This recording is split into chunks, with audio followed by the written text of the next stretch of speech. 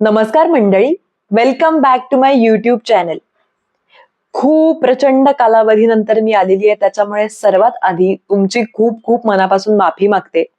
रत्नाकर मतकरींचा फाशी बखळ हा भयकथा संग्रह आपण मागच्या वेळी संपवला होता. यावेळी मी नव्या धाटणीच्या कथा घेऊन येणार आहे, हे मी मागच्या व्हिडिओमध्ये सांगितलं होतं. हेच माझं वचन पाळत नवीन वर्षात आपण नवीन सुरुवात करतोय. मी घेऊन येते जी.ए. कुलकर्णींचा कथासंग्रह पारवा. मित्रांनो, प्रामाणिकपणे सांगायचं तर भयकथा या विशिष्ट धाटणीत बसतील अशा या कथा नक्कीच नाहीत, पण तुम्हाला अच्चाट करून सोडतील अशी प्रचंड वातावरण निर्मिती या कथांमध्ये आहे. अगदी छोट्या गोष्टींपासून, म्हणजे त्या वातावरणात कोणत्या प्रकारचा आवाज येत असेल, कोणत्या प्रकारचा वास येत असेल, कोणत्या प्रकारची माणसं असतील, त्यांचे कपडे काय असतील, अशा प्रचंड बारीक बारीक डिटेल्ससह या कथा लिहिलेल्या आहेत. आणि या कथा आपल्याला मानवी भावनांकडे नेतात, आकर्षित करतात. खरं सांगायचं तर भूत, प्रेत, जादूटोणा यापेक्षा काय भयंकर असेल ना, तर त्या मानवी भावना आहेत. आणि या मानवी भावनांपर्यंत पोहोचण्यासाठी आपल्याला या कथा मदत करतात. खूप खोल काहीतरी न उलगडलेलं आपल्याला या कथांमधून दिसून येतं. असंच काहीतरी आपल्याला या आजच्या कथेतून उलगडणार आहे. कथेचं नाव आहे काकणे. कथा शेवटपर्यंत नक्की ऐका. मला माहितीये, कथा तुम्हाला नक्कीच अंतर्मुख करून सोडेल आणि मानव का कधी कधी असा वागतो असा प्रश्न नक्कीच पडेल. ऐकूयात आपली आजची कथा, काकणे.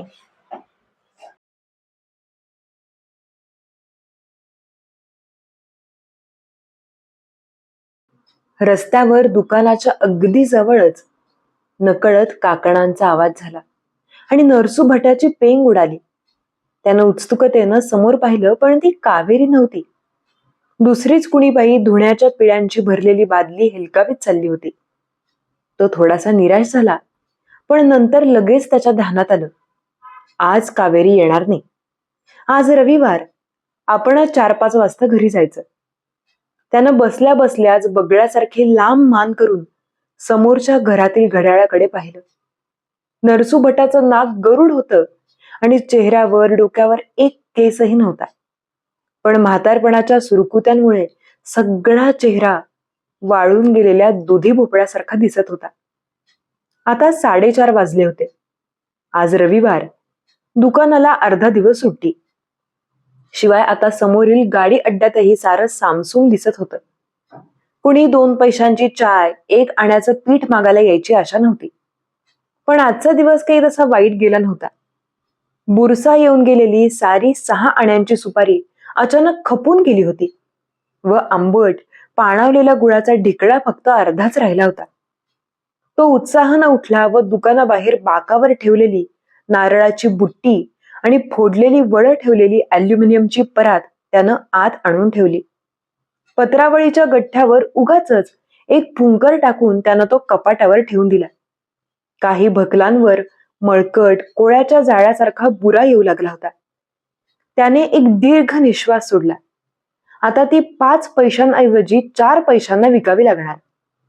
नाहीच खपली तर घरी वापरायची झाले, मग करणार काय. नरसू भटाची दुपार साधारणपणे पेंगण्यातच जात असे.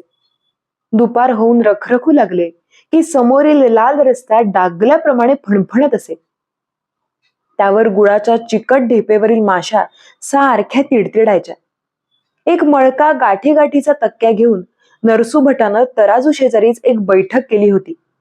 तेथे तो पेंगत असे. कधीतरी मधल्या सुट्टीत 2-4 पोरं येत 2-3 पैशांचे बेदाणे मागत. बेदाणे नरसू भट आत ठेवतो हे त्या पोरांना माहित होतं आणि तो आत गेला की पोरं बचकभर भुईमुगाचे दाणे किंवा 2-4 आंबट खारवलेली आमसुले खिशात भरीत आणि नरसू भट बाहेर येताच मोठ्या भोळेपणानं हसत. नरसू भटही 4 पैशांना 2 पैशांचा माल द्यायचा. त्याच्या चहा पुडीत हॉटेलमध्ये वापरून वाळलेली भुकटी मिसळलेली असे. साखरेत फार खडे असत आणि तुमच्यासाठी तो खास आतून आणून देत असे त्या आमसोल चिंचेवर हलक्या हातानं पाणी मारलेलं असे.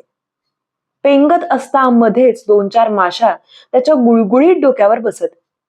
त्यावेळी तो डोळे न उघडताच एखादी थापट मारीत असे, पण ती केवळ सवय म्हणूनच. 4 वाजलेली वेळ मात्र त्याला नक्की समजत असे. 4 घरे टाकली की माडीवर त्याचं बिऱ्हाड, पण दुकान टाकून तो घरी जात नसे. मग कावेरी एका पितळी पेल्यातून त्याचा चहा दुकानात आणून देत असे. भांड तापतं म्हणून तिने धरून आणलेला कागद ती गेल्यावर तो बोटाने साफ करून रद्दीमध्ये ठेवून देत असे. आता चहा घरी व्हायचा. आज नरसू भट पण खुशीत होता, कारण 2 दिवसांचा व्यापार आजच झाला होता.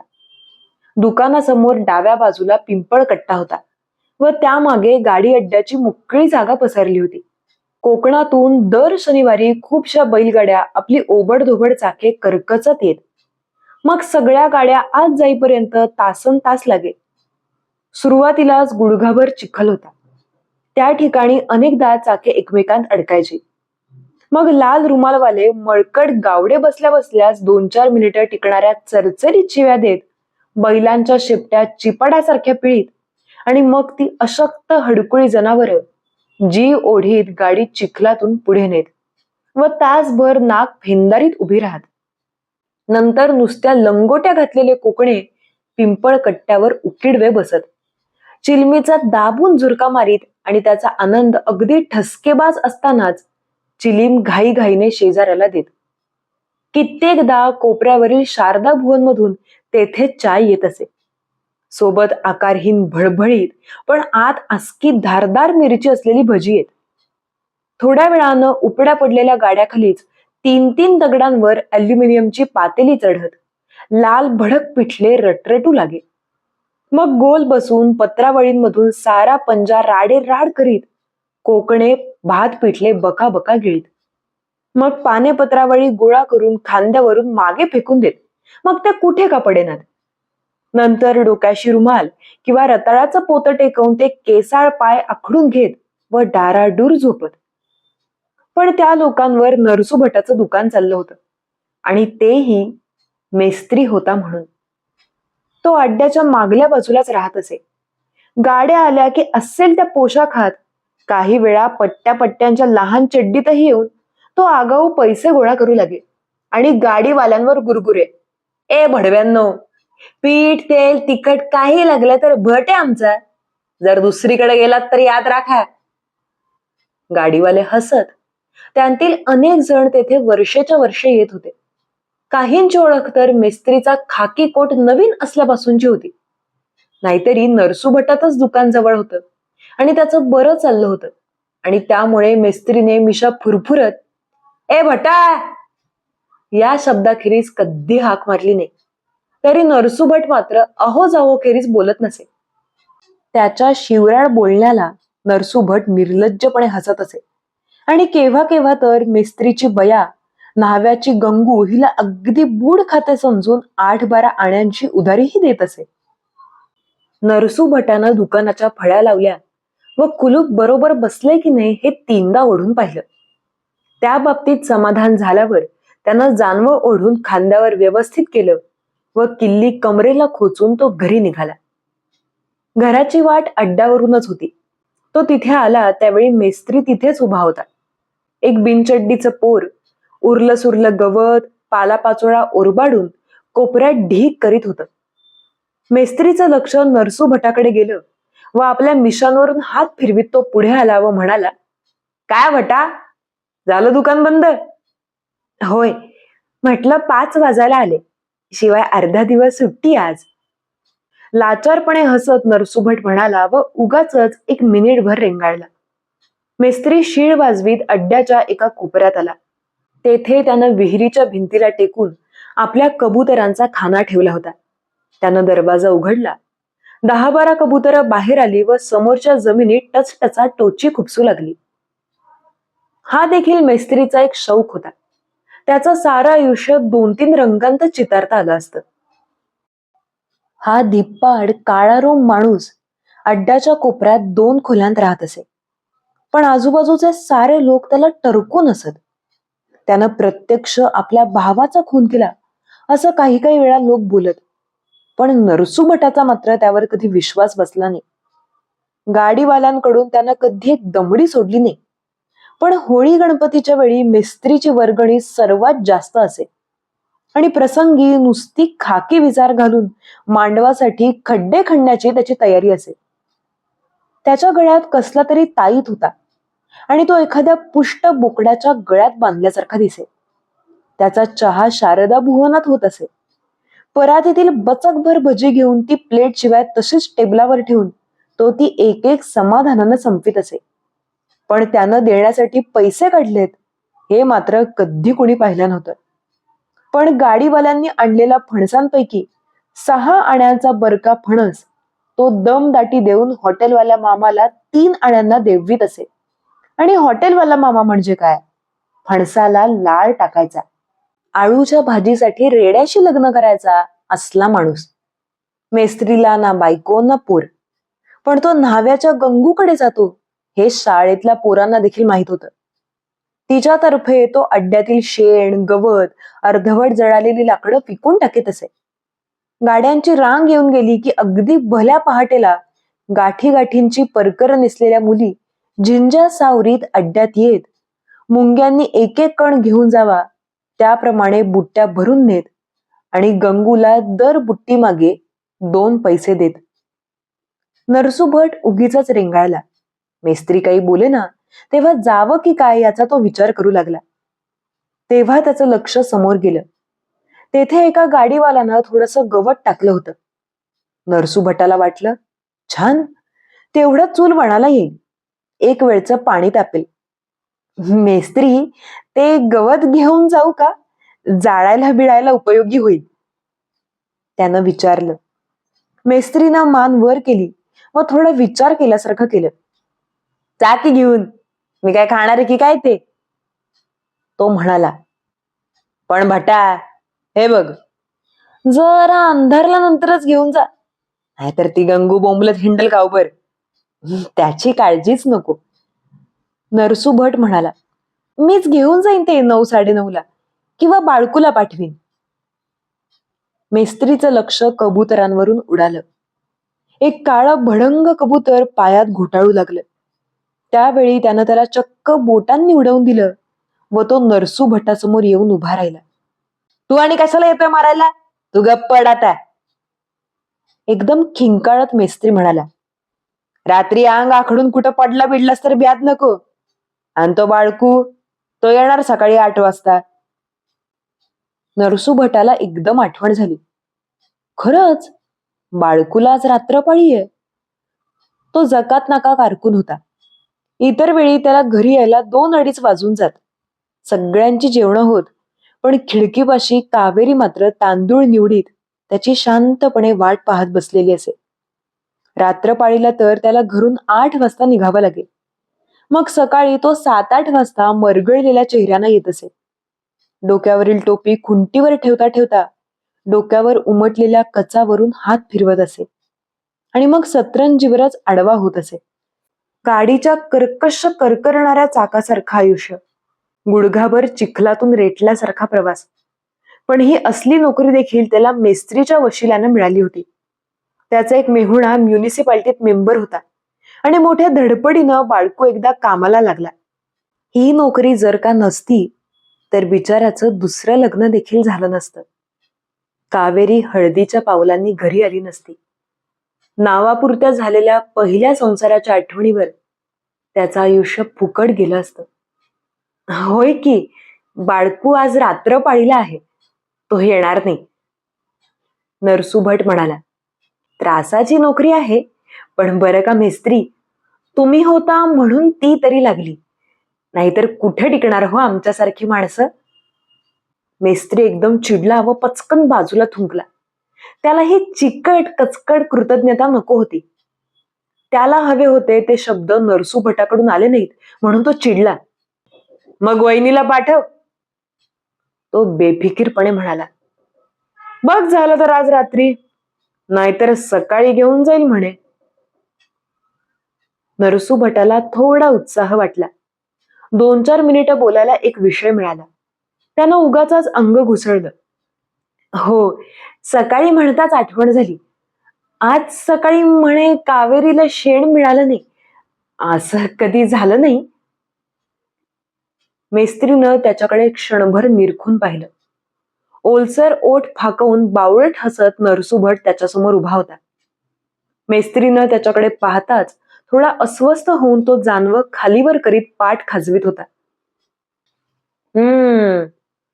पण त्या फार उशीर करून आल्या असतील. त्याच्यावरील नजर काढून आपल्या हाताची बोट नख यांकडे काळजीपूर्वक पाहत मेस्त्री म्हणाला. जाड सुजल्यासारखी ती बोट निर्ढावल्याप्रमाणे निबर दिसत होती व एका बोटात मोठी ओबडधोबड चांदीची अंगठी होती. मध्येच त्यानं तिच्यावर फुंकर घालून ती सदऱ्यावर घासली. त्या यायच्या आत सारं संपून गेलं असेल. उशीर झाला? नरसू भटानं आश्चर्यानं विचारलं. हे असं कसं झालं हे त्याला समजेना व त्याच्या कपाळावर सुतळीसारखी आठी चढली. मी नेहमीसारखा 4:30ला उठलो. मी आंघोळीला गेलो आणि तिला इकडे पाठवलं. त्यांना यायला उशीर झाला असेल, मेस्त्री पुन्हा म्हणाला. जणू त्याला त्याबद्दल आता चर्चा करायची नव्हती. पण आज रात्री किंवा उद्या सकाळी मात्र लवकर पाठव. नरसू भट मुकाट्यानं निघाला. आज कावेरीला असा कसा उशीर झाला हे त्याला अद्यापही समजेना. त्याच विचारात तो अड्ड्यातील विहिरीजवळ आला आणि त्याला एकदम निराळीच आठवण झाली. पूजेचं निर्माल्य घरी खूप गोळा झालं होतं. ते विहिरीत टाकायचं होतं. 2 दिवस त्याला आठवण झाली नाही. शेवटी तेही काम कावेरीलाच सांगावं असा त्यानं विचार केला व तो मोठ्या लगबगीनं पुढे निसटला. तिथे तो कधी रेंगाळला नाही. त्या भयाण विहिरीकडे पाहिलं की त्याच्या पोटात भीतीनं गोळाच उठे. गावातील पुष्कळशा मोठ्या विहिरींपैकी ती एक होती. पण तिची एक बाजू आता कोसळत होती आणि त्या ठिकाणी आता झुडपाचा एक हिरवा तुराच निर्माण झाला होता. त्यावर पाखरं जमली. खालच्या भुसभुशीत मातीला धक्का लागला की एखादा ढिकळा खाली जात असे आणि काही वेळानं घास गिळल्याप्रमाणे चट्टक आवाज येत असे. विहिरीला एकच गडगडा होता व तो दुसऱ्या बाजूला होता. एखाद्या राक्षसिणीने प्रचंड आ करून ठेवल्याप्रमाणे ती विहीर वाटे आणि तिच्या बाजूला असलेला उंच वाकडा प्रश्नचिन्हासारखा दिवा आत डोकावून काही दिसतंय का हे पाहत असल्याप्रमाणे दिसे. साधारण वर्षावर्षाआड त्या विहिरीचा एखादा आहार असेच. कबुतरांची लहान दुबळी पिले पुष्कळदा ऐटीत विहिरीच्या भिंतीवर बसत आणि अनेकदा तोल जाऊन डुबुक दिशी खाली नाहीशी होत. हे तर नेहमीच झालं. पण एकदा एक गाडीवाला पाणी ओढताना खाली पडला.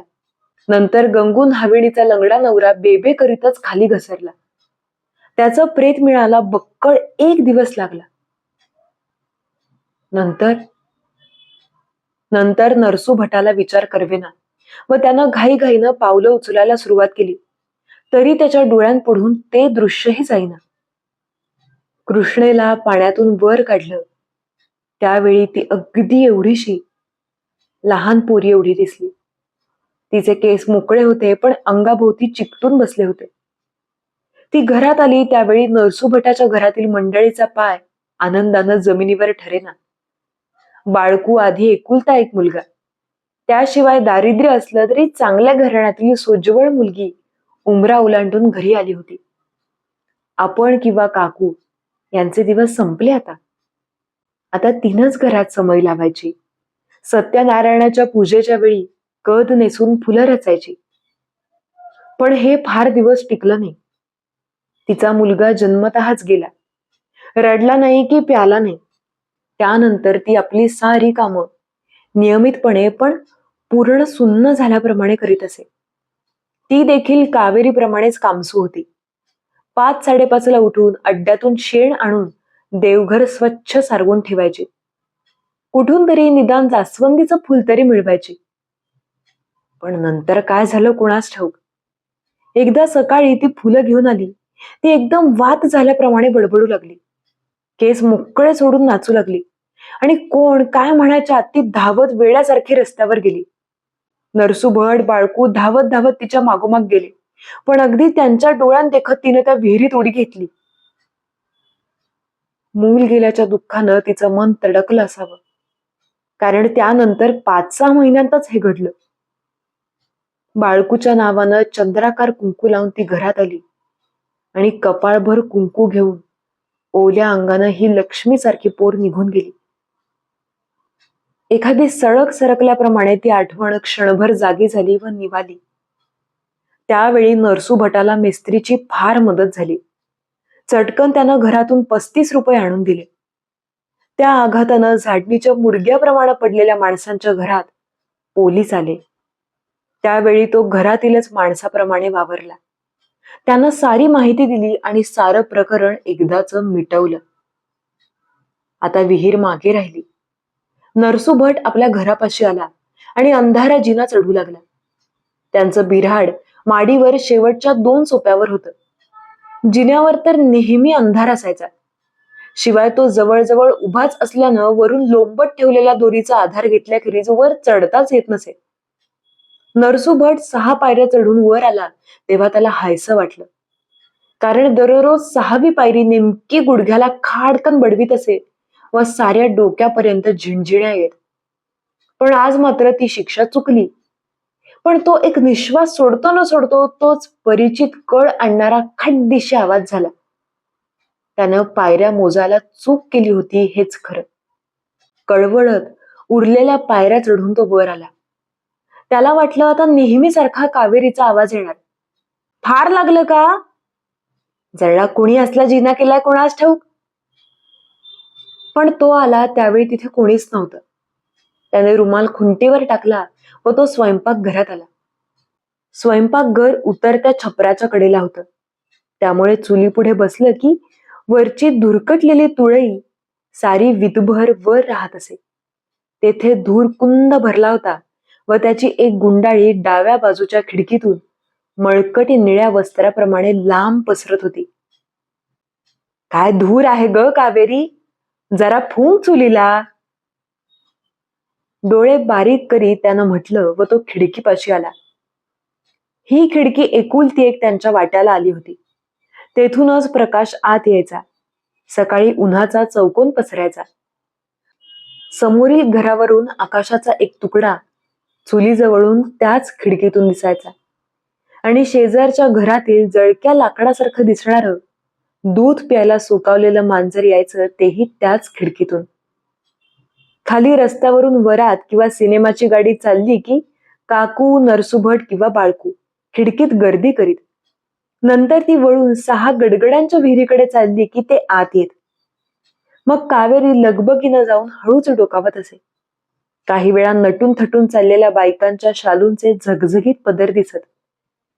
काही वेळा बँड बघून उगीच धावणाऱ्या पोरांचा घोळका दिसे एवढंच. खिडकीतून पाणी टाकून बाहेरच्या भागावर काळसर हिरवं शेवाळं मातलं होतं आणि ते सापाच्या अंगाप्रमाणे नेहमी तकाकत असे. आता खिडकीचा दरवाजा बंद करता येत नसे. कावेरीनं कुठून तरी काळ्या तुळशीचं रोपटं आणलं होतं. ते तिनं एका फुटक्या बादलीत लावलं व ती खिडकीजवळ ठेवून दिली. त्यावेळी त्याचे घरात नवा जन्म झाल्याप्रमाणे केवढे कौतुक झाले. प्रत्येक जण जाता येता तांबेभर पाणी बादलीत ओतू लागला. पण पहिले 3-4 दिवस ते रोप मरगळून खाली वाकलं आणि त्यामुळे प्रत्येकाला काळजी वाटू लागली. काकूंनी देखील मुद्दाम बाहेर पडून चौकशी केली. नरसू भटानं मेस्त्रीला विचारलं, पण त्यालाही काही माहिती नव्हती. बाळकून एकदा मुद्दाम कागदात गुंडाळून कसला तरी चोथा आणला व तो बादलीत पसरला. पण रोप मात्र नंतर 2 दिवस तसंच पडून राहिलं आणि एक दिवस पाहता तो रोपाचा कणा ताठ होता. पाने वॉर्निश लावल्याप्रमाणे गडद हिरवी ताजी तवानी झाली होती. चुलीवर उकळता चहा तसाच ठेवून कावेरी देखील चक्क धावली आणि तेच ते शब्द बोलून साऱ्यांनी तोंडभर कौतुक केलं. 4 दिवसांपूर्वी तुळशीला 3 मंजिऱ्या आल्या होत्या आणि आता तर बोटभर लांब 5 मंजिऱ्या दिसत होत्या. नरसू भटानं त्यांना उगीच हात लावला व तो परतला. तेव्हा कुठं त्याच्या ध्यानात आलं की चुली पुढे आज कावेरी नसून काकू बसल्यात. हा, कावेरी कुठं आहे? त्यानं विचारलं. स्वयंपाकघरातच एक कपाट ठेवून आडोसा केला होता. त्यामागून काकणांचा आवाज ऐकू आला व तेथेच कावेरी उठून बसली. आज सकाळपासून तिला बरं नाही, काकू म्हणाल्या. तेव्हा मीच म्हटलं, आज झोप बाई तू, मीच सारं पाहीन एक दिवस. चेहरा बघा कसा झालाय तिचा, धुवणासारखा अगदी. कावेरी सारं ऐकत होती, पण ते तिच्यात उतरत नव्हतं. जणू भोवताली अदृश्य भिंत असून तिच्यावरून थेंब ठिपकावेत त्याप्रमाणे ते शब्द गळत होते. दूर कुठेतरी पहिल्या तीरावर दोन माणसं कावेरी नावाच्या आजारी मुलीविषयी बोलतायत. तिचा आपला काहीही संबंध नाही. भणभणणारं डोकं कावेरीनं गच्च आवळून घेतलं. आजूबाजूनं चाकूची धार असलेल्या धगधगीत जाळाच्या जिभा आपल्या भोवती फिरतायत. त्यातील एक मध्ये छातीला ओठाला स्पर्श करते आणि ठिणगी असल्याप्रमाणे स्फोट होतो आणि नंतर शर्मेची काळसर मेलेली काजळी धरते, असं तिला सारखं वाटत होतं.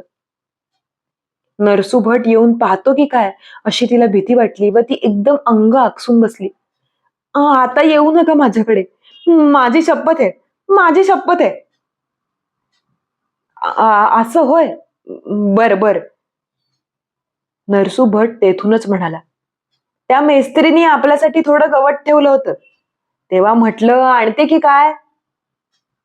ती काय आणते आता. हात झाडत काकू म्हणाल्या, काय झालंय पोरीला सकाळपासून देव जाणे. बोलत नाही, खात नाही, अगदी गुम्म आहे, शिवरात्रीच्या चुलीसारखी. आज रात्री गवती चहा तरी घे म्हटलं मी, पण कुठं एक पान मिळेना. बाळकू कुठे गेलाय. जवळचा पाठ बसायला घेत नरसू भट म्हणाला, त्याला आज रातपळी आहे की. तो होय, तो गेलाय बाजारात. काकू सांगू लागल्या, आज तुमच्या उपवासाला केळी हवी होती. मला आठवण नव्हती, पोरीनेच केली हो. मग मी म्हटलं जातोच ना बाबा, मग तिला काकणंही घेऊन ये मापानं. तिनं आपली काकणं वाढवली आज घागर भरताना. तिचा हात आदळला म्हणे. अगं चालायचंच. त्यांच्या शब्दाकडे विशेष लक्ष न देता नरसू भट म्हणाला, उद्या आपणच जाऊन ते गवत आणायचं असं स्वतःशी ठरवण्यात तो गुंतला होता. काकणं पिचायची घागरीवर आणि पाल चिंगरायची दारावर. कावेरीला ते सारं नको नकोसं वाटू लागलं. सारे शब्द तिच्या अस्वस्थ मनावर फोडाप्रमाणे उमटून चिकटून बसू लागले. तिला वाटलं आता थोडा वेळ अगदी निशब्द स्थिर दाट अंधारात बसावं.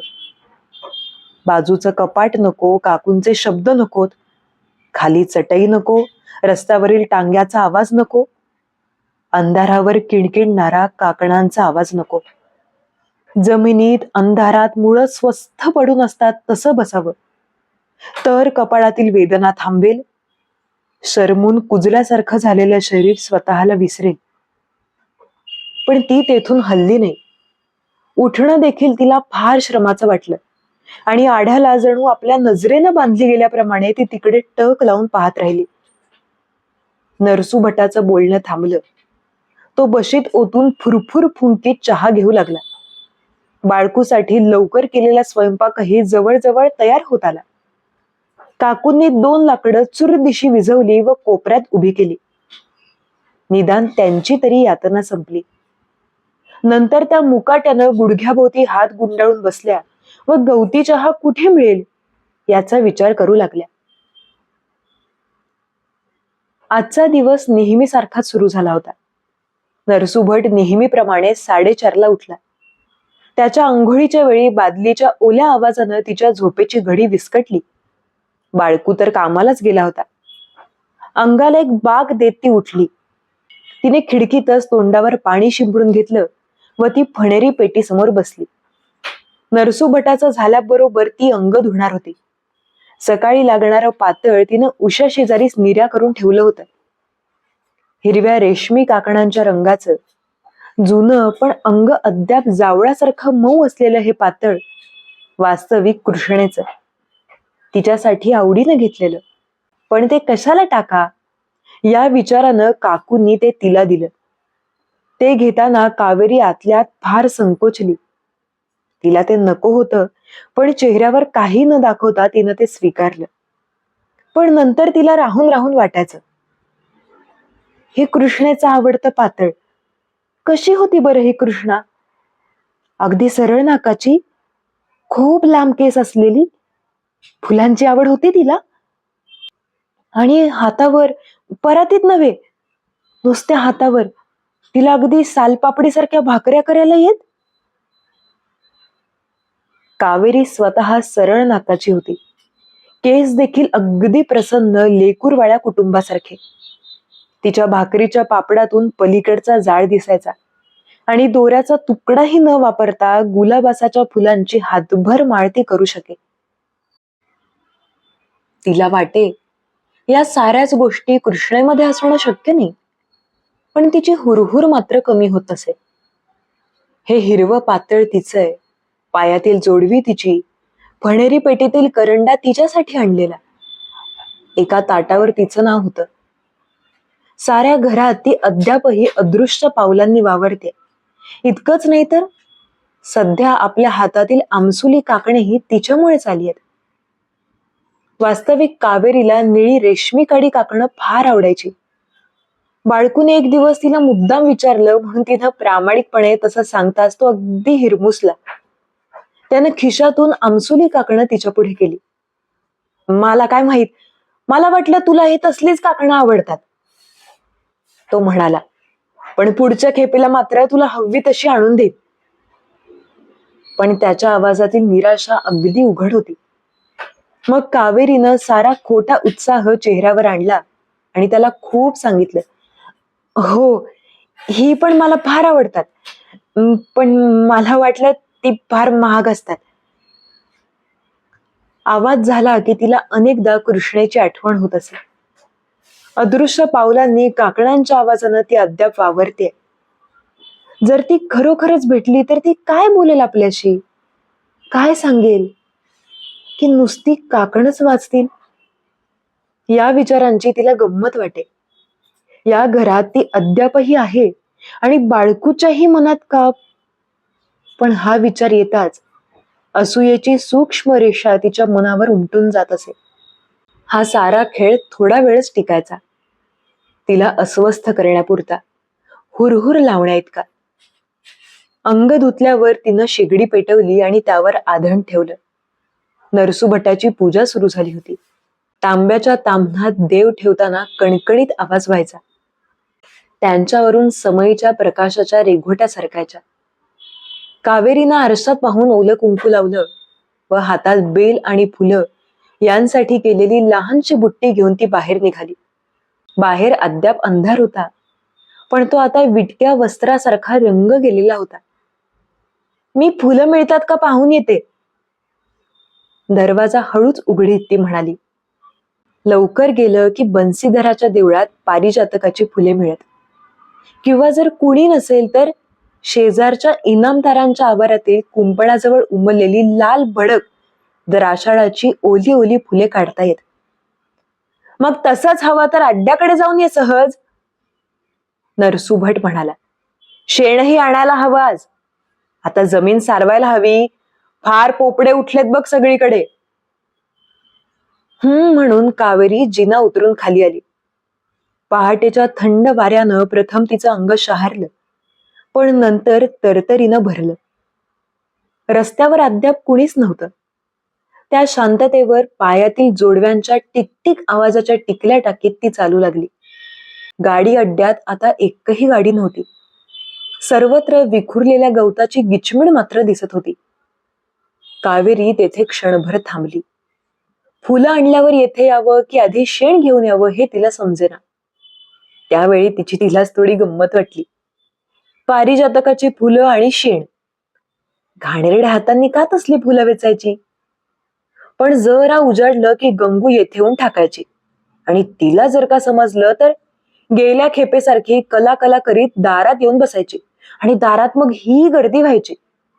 अखेरीस हे कंटाळवाणं काम आधी आटोपून घरी जावं व फुलांसाठी पुन्हा यावं असा तिने विचार केला व ती अड्ड्यात आली. सारा पालापाचोळा समोरील शेडमध्ये टाकलेला असे. त्याच रांगेत शेवटच्या 2 खोल्यांत मिस्त्री राहत असे. शेणाच्या ढिगाकडे जायचं म्हणजे विहिरीला वळसा घालून जावं लागे. विहिरीवर जळत्या डोळ्याच्या नागाप्रमाणे दिसणारा वाकडा दिवा अद्याप जळत होता, पण त्याचा प्रकाश त्याच्या पुरताच. काच सोडून तो खाली उतरताच विहीर त्याला गिळून टाकीत असे. व पुन्हा तिचं हावरं तोंड उघड ते उघडच. विशाल, भीषण, कुंद. किंचित घाबरत कावेरीनं विहिरीला वळसा घातला व फुलांसाठी आणलेली बुट्टी विहिरीच्या भिंतीवर ठेवली. त्या शेडमध्ये पसाभर फेकल्याप्रमाणे थोडा वेडावाकडा प्रकाश येत होता तेवढाच. त्यातच वाऱ्याची झुळूक आली की पडक्या भागाजवळ उगवलेल्या घाणेरीच्या फांद्या हलत व त्यांच्या सावल्या प्रकाशावर सरकत. कावेरीनं पुन्हा इकडे तिकडे पाहिलं. फांद्या नुसत्या हलल्या तरी त्यांचा आवाज अगदी कोरून येत असे. शेडच्या आतल्या बाजूला वर्तमानपत्राचा एक तुकडा पडला होता. तो तिनं उचलला, साफ केला आणि तो जमिनीवर ठेवून शेड उचलण्यासाठी ती वाकली. तोच प्रकाशाचा तुकडा अंधारला, पण सावली सरकली नाही. एकदम दचकून ती उभी राहिली आणि तिच्या अंगाचं पाणी पाणी झालं. मागून कुणीतरी येऊन तिचा डावा हात करकचून धरला. तिच्या हातातील काकणांचा चक्काचूर झाला व काचेचे तुकडे उरबडत अंगात रुतले. ती एकदम ओरडणार होती तो तिच्या तोंडावर दांडीशी बोटे आदळली व त्यातील एकावरील अंगठीमुळे तिच्या ओठांतून रक्त येऊ लागलं. मस्त माजलेल्या बोकडासारख्या उग्र रानवट वासानं तिचं पोट उमळून आलं. कमरेभोवती राकट हाताचा विळखा जास्त जीवघेणा होऊ लागला व ती गुदमरू लागली. फुकट आरडाओरडा करशील तर जीभ ओढून काढीन. तो तिच्या कानात पुटपुटला. त्याच्या मिशा सापांच्या जिभांप्रमाणे मानेला दंश करू लागल्या. गप्प बसशील तर ठीक, कोणाला काही समजायचं नाही. आणखी मी पुरुष आहे, लोक फार तर बोंबलतील, पण तुझं काय होईल ते बघ. पुन्हा घोगरे केसाळ शब्द. गुहेमधून हलक्या पावलांनी श्वापद बाहेर पडावीत तशी तिने पुन्हा धडपड केली, पण आवाज गळ्याच्या बाहेर येईना व तिचं अंग एकदम सैल पडलं. मेस्त्रीनं तिला उचलून घेतलं व शेडच्या मागच्या बाजूने मागल्या दाराने तो खोलीत आला. त्याने मागे लाथेनेच दरवाजा लावला व तिला त्याने जमखान्यावर ठेवलं. घाणेरडी कुबट वासाची ओल्या कातड्यासारखी जमीन, भिंतीवर लोंबणारे टांगल्या प्रेताप्रमाणे कपडे आणि शर्मेनं जळत असलेलं असहाय्य शरीर. नंतर हाताला एक हिसका देऊनच कुणीतरी तिला उठवलं. मागून जोराचा धक्का देऊन दरवाजा बाहेर ढकललं व दरवाजा पुन्हा लाथेनच लावला गेला. तिने लावलेल्या दरवाजाच्या आवाजाने नरसूभटाने मान वळवली. त्याने नुकतीच फुलवात पेटवली होती व तो उदबत्ती शोधित होता. काय ग, मिळाली नाही फुलं? शोधता शोधता त्यानं विचारलं. कावेरीनं हुंदकात दाबून धरण्यासाठी दुखऱ्या ओठावरच दात रोवले व गळा घट्ट दाबून धरला. नाही, आज फुलं नाहीत, ती कष्टानं म्हणाली व तेथून निघून कपाटामागं एकदम कोपऱ्यात जाऊन बसली. आणि शेणाकडे गेली नाहीस होय? त्याने पुन्हा विचारलं. पण कावेरीला आता बोलणं नको होतं. सारं जळणारं मलिन शरीर कुठेतरी लपवून ठेवावं, मग त्यावर एका शब्दाचीही दृष्टी नको असं तिला वाटत होतं आणि ती तशीच पडून होती.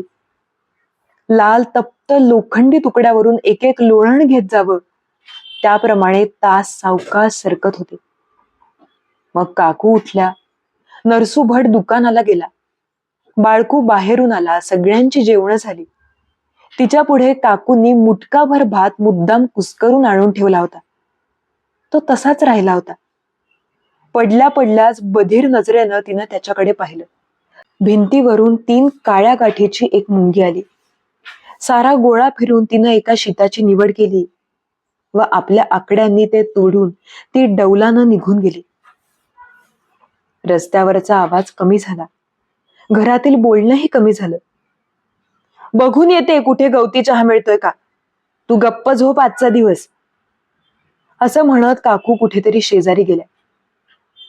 गवती चहा नको, काहीही नको असं ओरडून सांगावं असं तिला एकदा वाटलं. पण तसं करण्याचे श्रम देखील तिला नकोसे झाले. आता या भयाण घरात आपण एकटेच आळीसारखे राहिलो. भयाण विहिरीच्या तळाशी अंधारात तरंगणारी एक काडी. अखेरीस दिवसाचा ताप संपत आला. नरसू रविवार असल्यामुळे लवकर घरी आला. काकूही आधीच परतल्या होत्या. त्यांना 4 घरे हिंडूनही कुठे गवती चहा मिळाला नाही. आता एकुलता एक आधार गेला या भावनेनं गोंधळून त्या वावरत होत्या आणि कावेरीच्या डोक्यात सारखे ताड ताड आवाज होत होते. माझ्याशी कुणी बोलू नका, माझ्याकडे पाहू नका, मला अंधारात एकटं राहू द्या. विहिरीच्या तळाशी गवताच्या काडीप्रमाणे. मान थोडीशी हलून डोळ्यांवर प्रकाश आला की शर्मेला चटका बसल्यासारखं तिला वाटे. उग्र घाणेरडा केसाळ वास, हाडं पिचण्याजोगा अंगाभोवती विळखा आणि गुदमरलेला श्वास यातच ती धडपडत होती. आणि तिचं दुःख फडाचं पान वाढून काट्या काट्यांनी फुलावं त्याप्रमाणे मोठं मोठं होऊन तिच्या शरीराला ताणीत होतं. आणि एकदम तिचे डोळे कठोर झाले आणि मनातील सारा तापलेला गोंधळ विझल्यासारखा झाला. खडकावर जाण्याची धडपड करीत असता तोल जाऊन खाली पडावं तसला हलकेपणा, ती मुक्तता तिला वाटू लागली. ती जीव पिळवटणारी व्याकुळता नको. आधारासाठी आंधळेपणानं बोटे पसरण्याची धडपड नको. ती उठली व तिने नेहमीच्या सवयीप्रमाणे पांघरुणाची घडी घालून ठेवली. तिनं न्हाणी घरात तोंडाला पाणी लावलं व पदरानं तोंड पुसलं. काकूंनी ग्लास स्वच्छ पुसून दिवा लावला होता आणि बाळकूचं पानही वाढून ठेवलं होतं. कावेरीनं बरणीतून लिंबाच्या लोणच्याच्या 2 फोडी त्या पानात घातल्या व पानाच्या तांब्यावरून हात फिरवला. कशाला उठलीस तू गाढवासारखी?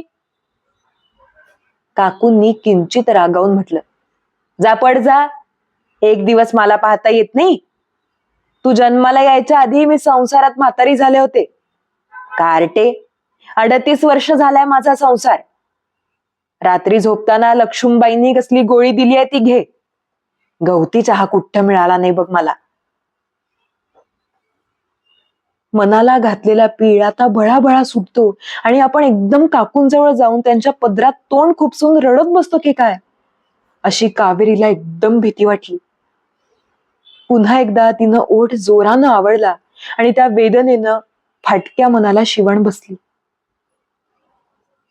आता मला खरंच बरं वाटतंय, ती खालच्या मानेनं म्हणाली. ही हवा असली आहे ना, अशा तक्रारी असायच्याच. गावात म्हणे असली साथच आहे. नरसू भट म्हणाला. आता तेथे उभं राहायला नको म्हणून कावेरी सोप्यावर आली व नरसू भटाचं अंथरुण घालू लागली. काकूंचं तेच भोळं सुपासारखं मन. तुळस लागे ना तर 2-4 घरं विचारून आल्या. आपल्याला काही झालं तर पुन्हा तीच गडबड, धावपळ आणि कुठला तरी उपाय मिळाला तर संजीवनी मिळाल्याचा आनंद. अगदी सारं आपल्या आईसारखं. सुंठ लावली की सारे रोग खाडकन बरे होतात, ही तिची बिचारीची कायम समजूत. तेच प्रेमळ पंख्यासारखे फिरणारे हात, तसेच वाढलेले भोळे विश्वासू कर्दळीसारखे आयुष्य. आता जिन्यावर पावलं वाजली. वाहनांच्या आवाजावरून बाळकू आला हे कावेरीनं ओळखलं. तिनं एकदम तोंड फिरवलं व ती आत जाऊ लागली. बाळकूने वाहना काढून ठेवल्या व ती चौकटीच्या आड उभी राहिली. काकडा आणलीत तुझी, बाळकू म्हणाला. निळी? तुला निळीच हवी होती ना? या खेपेला मी विसरलो नाही. जवळजवळ बोटानंच तिला जीभ उचलावी लागली. हो, ती कशी बशी म्हणाली. जणू जिभेचाच एक तुकडा पडला. तुला काय झालंय सकाळपासून? तो म्हणाला. आज अगदी गप्प आहेस. चेहरा पार उतरलाय बघ. माझ्यापासून काही लपवत नाहीस ना? किंचित व्याकुळ डोळे, श्रमलेला चेहरा, मानेवर कॉलर उसवलेली. छे, लपवायचं काय त्यात? बाळकूनं एक निश्वास सोडला व तो गप्प झाला. त्यानं तिच्याकडे स्थिरपणे पाहिलं. ती आपले केस किंचित ओढून बांधित असल्यानं तिचं कपाळ ताणल्यासारखं दिसे आणि त्यावर ती अद्यापही ओलं कुंकूच लावीत असल्याने तेही चकाके. कानात मळक्या झालेल्या हिणकस सोन्याच्या कुड्या होत्या. त्याशिवाय अंगावर मंगलधातू नाही आणि तिला अद्याप शहरी वातावरणाचा स्पर्शही नाही. वाहणा घालून तिला अद्याप चटचट रस्त्यातून चालताही येत नसे. तिच्याकडे पाहिलं की बाळकूला स्वच्छ धुतलेल्या केळीच्या पानावर वाढलेल्या नैवेद्याची आठवण होत असे. पण दरवेळी त्याला स्वतःचं दारिद्र्यही खुपे. तिच्या कानात जास्वंदी सारख्या माणकांच्या कुड्या असाव्यात. अंगावर हलकी फुलकी उन्हाळ पातळ दिसतात तसलं नव्हे, तर नऊवारी रेशमी पोताची इरकली लुगडी असावीत आणि रेशीम तर असं घरंदाज की त्यावरून सरकणारा प्रकाश देखील लालसेनं उगाचच रेंगाळावा. पण नाही, आपल्या नशिबी ते नाही. तुळस आपल्या घरी आली, पण तिला वृंदावन मिळालं नाही. मध्यंतरी आतून काकू उंबऱ्यापर्यंत आल्या होत्या, पण त्याच पावली त्या परत फिरल्या. हे दोघांच्याही ध्यानात आलं नाही. आता नको सांगू, पण उद्या परवा केव्हा तरी सांग, काकणं पुढे करीत बाळकू म्हणाला. ती देखील तुझ्या इतकीच आबोल होती. कावेरीच्या मनात शिगडी उधळल्यासारखं झालं. निखाऱ्यांनी डाग दिला व ते विखरून स्थिरावले. त्यावेळी देखील तिला सूक्ष्म मत्सर वाटला. मी नुसती अबोलच नाही तर तिच्या इतकी अबोल आहे. तिनं काकणं घेतली व ओठ आवळीत तेथेच ती उभी राहिली. बाळकूला हे काय बोलावं हे समजेना. तोच त्याला एकदम आठवण झाली. तुझं ते निळं पातळ का नेसत नाहीस ग तू कधी? त्याची घडी मोडली की दसऱ्याला. पण ते फक्त घडी मोडण्याकरताच होतं की काय? किंचित चिडून बाळकून विचारलं. मग काय आता नेसू आणि काकूंना काय सांगू? खालच्या मानेनच तिनं विचारलं. अग, आईला वाटेल ते सांग. काहीही सांगितलंस तरी काय थिल्लर आहात हेच म्हणणार ती. तो हसून म्हणाला. पण कावेरी निराळाच विचार करत होती. मध्येच एकदम तिचा आवाज स्पष्ट झाला व तिनं मान वर केली. हो, पण एक ते पातळ माझच ना? तिनं विचारलं. माझं ना म्हणजे काय? मग काय मी वापरणार, काही नेसणार? त्यानं आश्चर्यानं विचारलं. नाही म्हणजे वापरून ओलं मळकट करणं इतकंच माझं ना? गेल्या इतक्या महिन्यात तिनं त्या पातळाला फुलपाखरासारखं जपलं होतं आणि आता ती निष्काळजीपणानं पाण्यात बुचकळणार, चिखलात लोळवणार या कल्पनेनं बाळकू हसला. पण लहान मुलाला समजावून देण्याच्या आवाजात तो म्हणाला. बरं, हा ते तुझंच आहे, काय वाटेल ते कर त्याच. जा आता, फार शहाणी झालीस. ही केळी घे आणि आईकडे दे जा. आज आपण उपवासाच्या केळ्यांना हात लावू नये असं तिला प्रथम वाटलं, पण तिनं मुकाट्यानं हात पुढे केला. आत काकू त्या केळ्यांची वाटच पाहत होत्या. त्यांनी नरसू भटाकरता एक बशी घेतली आणि बाळकूला जेवायला हाक मारली. तूही खातेस का हातासरशी 2 घास? काकूंनी कावेरीला विचारलं. मौसा भाते. नको नको, कावेरी म्हणाली. नंतर देखील तिच्या डोक्यात नको नकोचे सारखे ठोके पडत राहिले. खा की, सकाळी हात नुसता उष्टावला देखील नाहीस. काही न बोलता ती कपाटाआड येऊन अंथरुणावर बसली. तिनं चटकन डोळे पुसले. काकू, कशाला हा प्रेमळपणा व्यर्थ घालवता? मला आता त्याचं काही नाही, तसाच ठेवा तो. कधी कोणाला तरी त्यात जन्माचं सुख मिळेल. तिनं कपाटातून पातळाची घडी काढली. त्यावर अद्याप दुकानातील ब्राऊन पेपरही तसाच होता. तिनं त्याचा तलम पोत हातावर घेतला, पण निर्विकारपणे ती मनाच्या एका कोपऱ्यात जाग्या झालेल्या चित्राकडे पाहू लागली. नुकतंच लग्न झालेल्या हसऱ्या चेहऱ्याच्या एका आपल्यासारख्याच मुलीकडे ती पाहत होती. नव्या पातळाविषयीच्या तिच्या उदंड उत्साहाचं निरीक्षण करीत होती.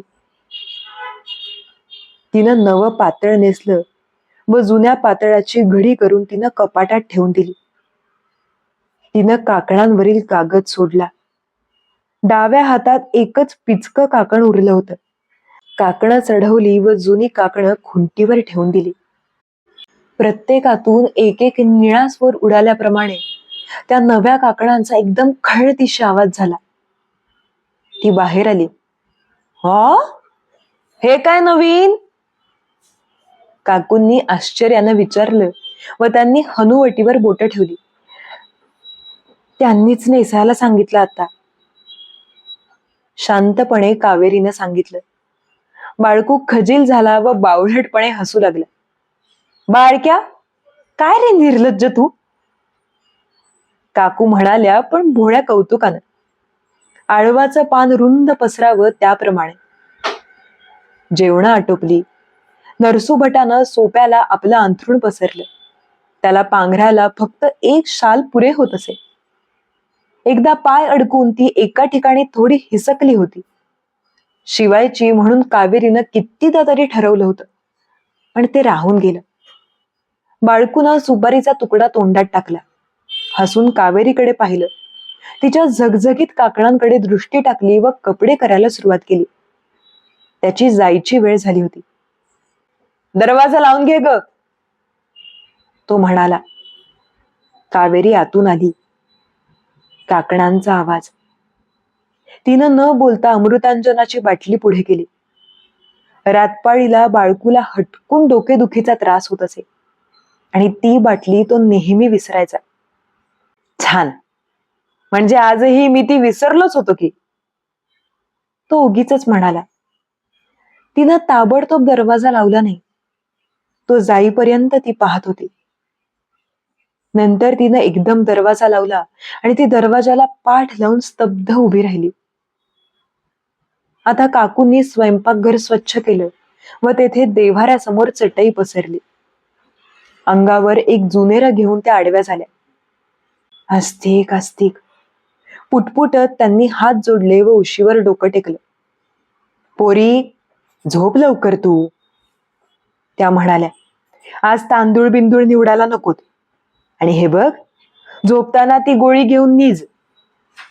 गवती चहानं बघ कसं अंग अगदी मोकळं झालं असतं. बाहेर नरसू भटानं दिवा घालवला व जांभई दिली. ते नवं पातळ काढून ठेव म्हणावं झोपताना कावेरीला, तो म्हणाला. पण त्याला कोणी उत्तर दिलं नाही.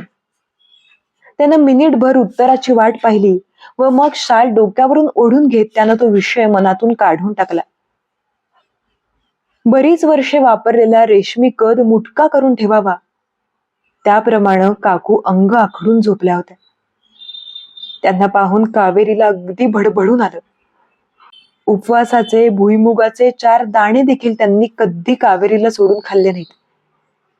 आईचं घर सोडताना कावेरी अगदी बुजून गेली होती, पण येथे तसे लाड करणारी आई मिळाली. कावेरीला वाटलं होतं, आता आपल्या आयुष्याचा मार्ग इथे स्थिरावला.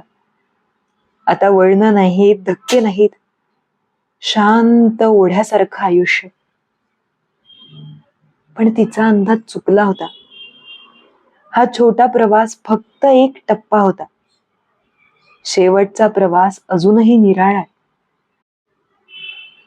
फक्त काकूंच्या आठवणीसाठी कावेरीनं गोळी घेतली व दिवा घालवून ती अंथरुणात पडली.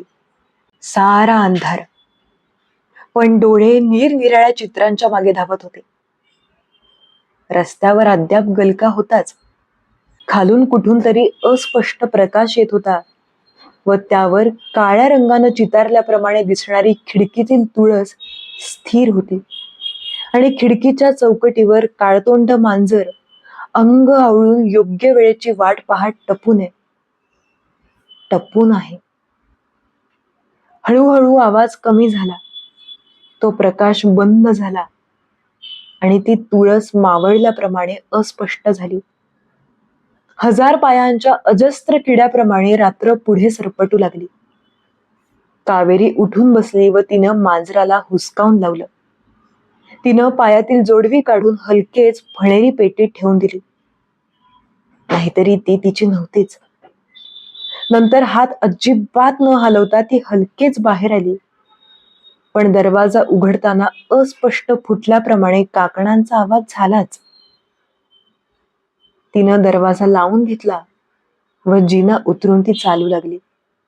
आता पायात जोडवी नाहीत. भूताच्या शांत पावलांनी ती गाडी अड्ड्याजवळ आली. आता ती भीती उरली नाही. सगळ्या गाठी बरोबर बसल्या होत्या. गोप सुटेल ही भीती नव्हती. अड्ड्यात आता एक गाडी होती आणि तिचं जू जमिनीवर टाकलं होतं.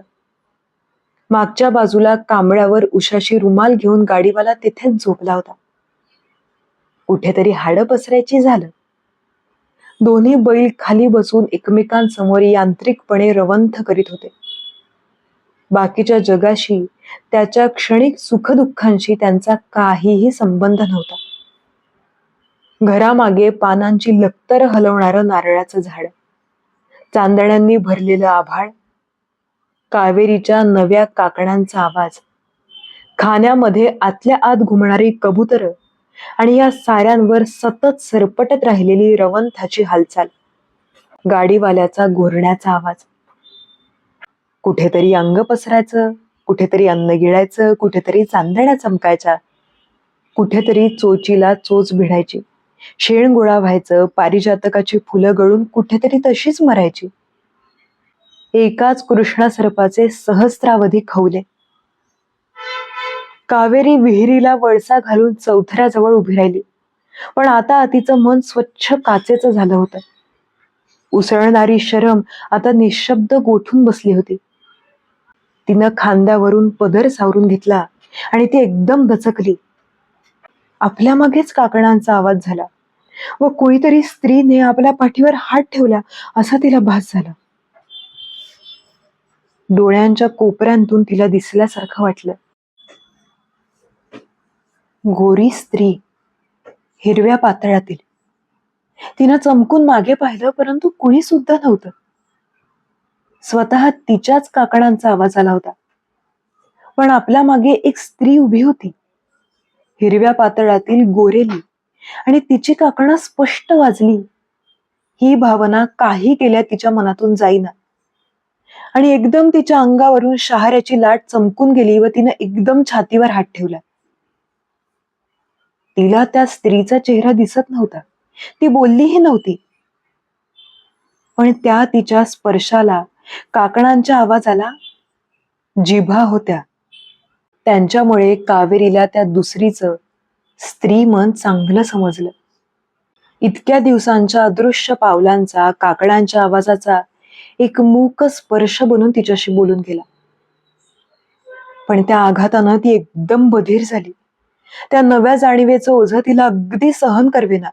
एका वेड्या झटक्यात काकणं किणकिणत तिनं कमरेला पदर आवळला व ती झपाट्यानं चौथऱ्यावर चढली आणि सतत प्रकाश पिऊनही सुस्त हावऱ्या पडलेल्या गोल अंधारात तिनं उडी घेतली.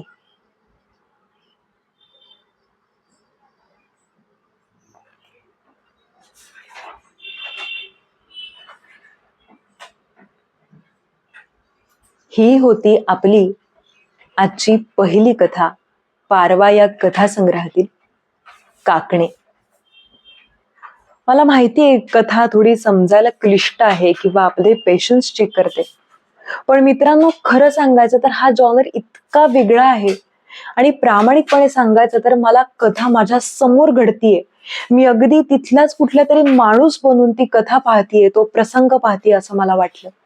इतकं सुंदर वातावरण निर्मिती, अगदी तिथले होणारे प्रत्येक लहान लहान आवाज, प्रत्येक गोष्ट मला अगदी माझ्या डोळ्यांसमोर दिसत होती. जी.ए. कुलकर्णींचं कौतुक यासाठी करावं तितकं खरंच थोडंच आहे. इतकी कथा स्पष्ट आपल्या डोळ्यांसमोर आपल्याला इमॅजिन होणं यासाठी भयंकर दर्जाचं लेखन आहे. खरं तर कावेरीच्या बाबतीत जे घडलं तेच कृष्णेच्या बाबतीत घडलं असावं असं मला वाटतं. याबद्दलचा तुमचा तर्क काय आहे हे मला तुम्ही कमेंट करून नक्की सांगा. कथा तुम्हाला आवडली असेल, वेगळ्या धाटणीची वाटली असेल, आपल्या भयकथेच्या नेहमीच्या जॉनरमध्ये ही कथा बसत नाहीच, हे थोडं वेगळं आहे, गूढ कथा आहे, वातावरण निर्मिती भयंकर आहे, मानवी भावनांना खूप खूप डीप नेणारी ही कथा आहे. पुढच्या ही कथा तशाच असणार आहेत. थोडे पेशन्स ठेवा. वेगळं काहीतरी ऐकतोय असं समजून कथा शेवटपर्यंत जर तुम्ही ऐकली असेल तर तुमचे मनापासून मी आभार मानते. आणि अर्थातच कथा आवडली असेल, वाचन आवडलं असेल तर ही कथा नक्कीच तुमच्या इतर मित्रमैत्रिणींपर्यंत नक्की शेअर करा. या व्हिडिओला लाईक करा, तुमच्या प्रतिक्रिया कमेंट्स मध्ये कळवा, व्हिडिओला हाईप द्या. आणि जर कथा आवडत असतील, वाचन आवडलं असेल तर आपल्या चॅनलला सबस्क्राईब करायला अजिबात विसरू नका. भेटूयात पुढच्या कथेमध्ये. तोपर्यंत धन्यवाद आणि थँक्यू.